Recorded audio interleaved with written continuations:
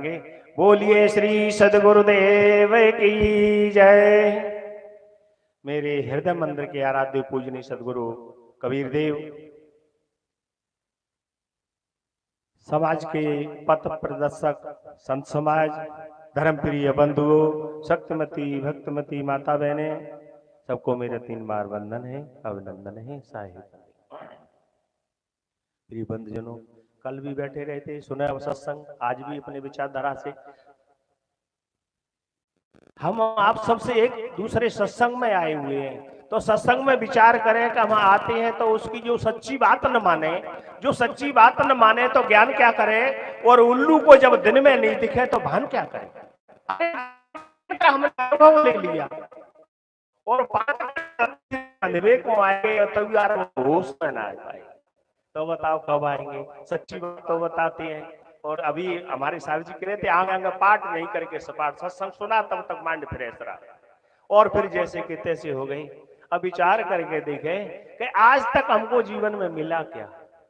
आपसे थोड़े छोटे से प्रश्न करें, हम पढ़े लिखे, फिर नौकरी मिली, फिर पेंशन मिली, फिर घर गए और शादी की, 2 बच्चे पैदा किए और मर गए। जो रिटायरमेंट हो चुके वो अंदर जाग के देखे हम तक आज को क्या मिल पाया, कभी मिल पाया। अब इसके बाद और मैं आप सब भाई अपने खुद से प्रसन्न करें, मेरी बहनें मेरे भाई, हम क्या करते हैं। कोई भाई कहेगा मैं खेती करता हूं, कोई कहेगा नौकरी करते हैं, व्यापार करते हैं, मजदूरी करते हैं। क्यों करते हैं? पैसे के लिए। और पैसा क्यों कमाते हैं? कि खर्चे और खाने के लिए। एक प्रश्न और के खाते क्यों है? कि जीने के लिए। इससे आगे एक प्रश्न और है कि जीते क्यों है? मरने के लिए। तो मर तो वैसे ही आते, इतनी मेहनत करे की क्या जरूरत पड़ रही। बताओ, हमें यही नहीं पता पड़ाया कि हम जीते क्यों हैं। एक छोटे से दृष्टांत और सिद्धांत समझ समझाने का प्रयास करते हैं। रेल में यात्रा कर रहे थे, तब तक टीटी बाबूजी आ गई।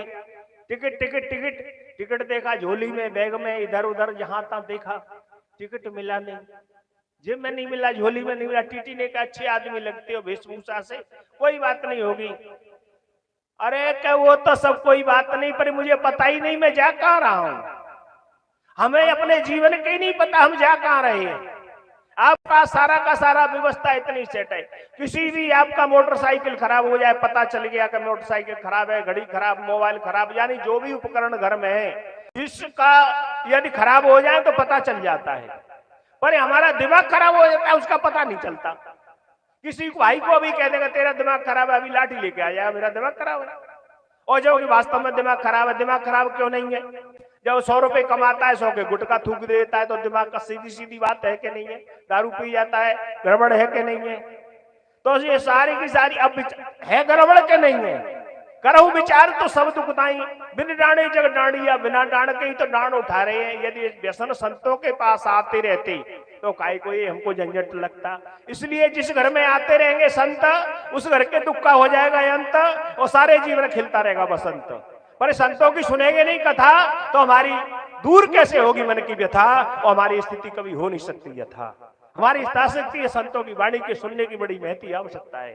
पर संत क्या कहते हैं, ऐसे ही रोटी राम डोलती रहती है, ऐसे पता रोते में ज्यादा घूमने वाला आदमी हर जगह सब तरह मिलती रहती है। अब आप बताइए, आपके घर की स्थिति इतनी बढ़िया है, आर्थिक स्थिति से मजबूत है, सब कुछ है, आपके घर में sofa set, TV set, mobile set, गाड़ी सेट, माताओं पर चूड़ी सेट, हार सेट, सब कुछ सेट है, पर मेरा माइंड अपसेट है। अब जब माइंड अपसेट है तो बताओ गैरेज मार्केट में कहीं है आपके पास? मार्केट में तो कहीं नहीं है, सिर्फ यही एक सेंटर है, यही माइंड सेट किए जाते हैं। पर इनकी बात कभी कभी समझ में आती है, सुन नहीं पाते। और सारे रास्ते बंद हो जाते हैं तब भी सत्संग में आते हैं। आप विचार करें, पोलियो की दवाई कब पिलाई जाती है? 55 में कि बचपन में? अब पोलियो की दवाई 55 में पिला दी है तो क्या असर करेगी? बच्चों को संस्कार नहीं मिल पाए, और बुढ़ापे में फिर एकदम संस्कार कहां से? सूखी लकड़ी झुक सकती है कभी नहीं। पर भाइयों से एक निवेदन में है कि बिल्कुल झुक सकती है, संतों के सानिध्य में आए, क्योंकि सदगुरु कबीर साहब का सिद्धांत है, समझ लेना बाईपास से निकालता है। ऐसे समझ लो सीधा टोपा टाप चलाए, तुरंत ही ले छुड़ाई काल से, तुरंत निकलता है। पर तुरंत की अब समझ में कैसे आ जाए? आप कुएं के घाट पर खड़े हुए हैं और पानी खींच रहे हैं, और पानी खींचते हुए लापरवाही होगी, रस्सी हाथ से छूट गई तो कुएं में चली आई। कुआं 50, 60, 70 फुट गहरा है, तो रस्सी भी इतनी लंबी होगी।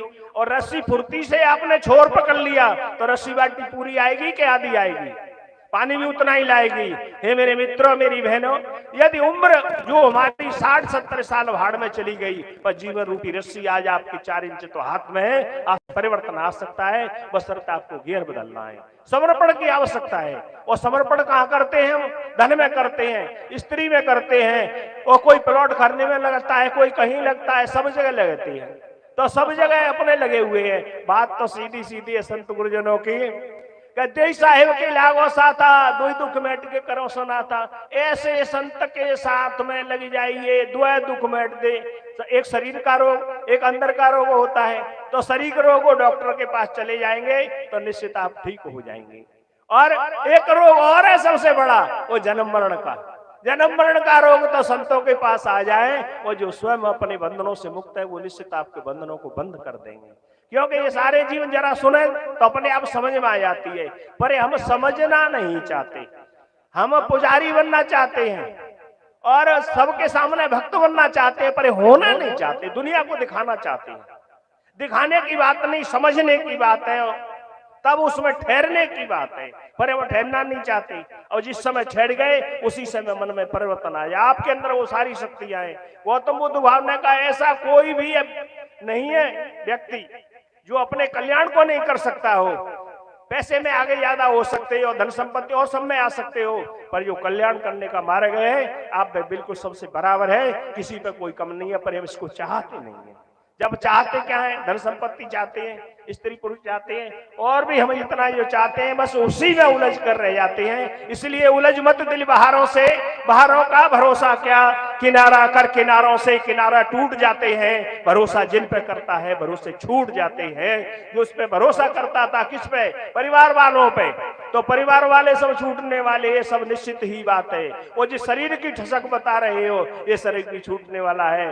और देह द्वार से ही तो सारे संबंध बने हुए हैं, रिश्ते नाते बने हुए हैं। वो किससे बने हुए हैं? इसी से तो बने हुए हैं। शरीर कल छूटने वाला है तो सारे रिश्ते भी नष्ट होने वाले हैं। जो मैं समय दिया गया था उतना हो गया, इतना ही कह को वाणी को विराम देता हूँ। सबका मंगल हो, सबका विकास हो। संतों के अंदर करुणा जागती है, बड़ी पीर पर्वत सी अब पिघलनी चाहिए, अब हिमालय से कोई गंगा निकलनी चाहिए। जो मेरे सीने में आग है वो आपके भी सीने में आग जलनी चाहिए। हंगामा खड़ा मकसद नहीं, आज से आपकी मन की एक तस्वीर बदलनी चाहिए। आज से आपकी ये मन की तस्वीर बदलनी चाहिए। साहेब बन